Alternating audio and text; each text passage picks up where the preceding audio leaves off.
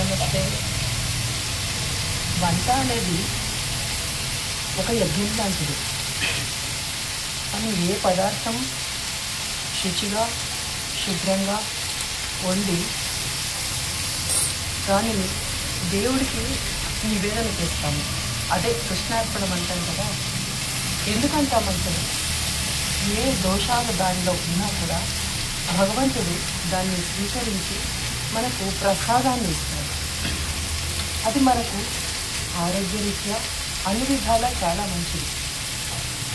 ఈ రోజుల్లో ఈ ఫాస్ట్ యుగంలో ఏదో వంట చేసామా, స్నానం చేయకుండానే వంట చేస్తున్నాము అంటే ఎవరి వారి పరిస్థితులను బట్టి దాన్ని తక్కువ పట్టడం లేదు.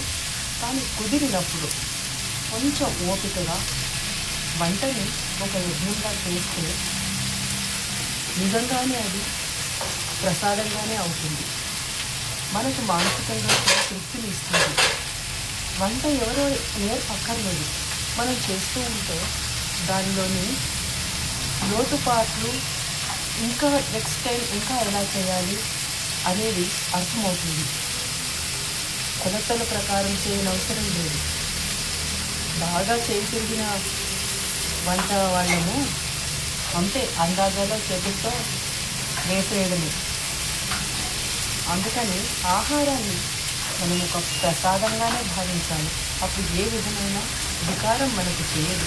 ఒకవేళ ఏదైనా వికారం జరిగే పరిస్థితి ఉన్నా కూడా నైవేద్యం పెట్టడం వల్ల అదంతా పోతుంది. నిజంగా ఇది మనం నమ్మితే జరుగుతుంది. నమ్మకుంటే ఏదీ జరగదండి. మనం నమ్మితే ప్రతిదీ మనకి ఒక అద్భుతంగానే పనిచేస్తుంది. నమ్మకం లేని వాళ్ళు ఏం చేసినా కూడా అది వారికే నమ్మకం లేదు, ఇంకా ఎదుటి వాళ్ళకి నమ్మకం ఎలా కలిగిస్తారు? అందుకని వంటను ఇష్టంతో ప్రేమతో మనం ఒకరికి చేస్తున్నాము అనే దాంతో చేస్తే అద్భుతంగా ఉంటుంది. ఇంతకీ నేను ఈరోజు చేసే వంకాయ టమాటా చేస్తున్నానండి. పాతకాలం వంటే మెంతాకులు వేసాను, పచ్చిమిరపకాయ అల్లం నూరేసి వేసాను. అంతే, ఉప్పు కారం కరివేపాకు కొత్తిమీర ధనియాల పొడి నువ్వుల పొడి వేస్తాను.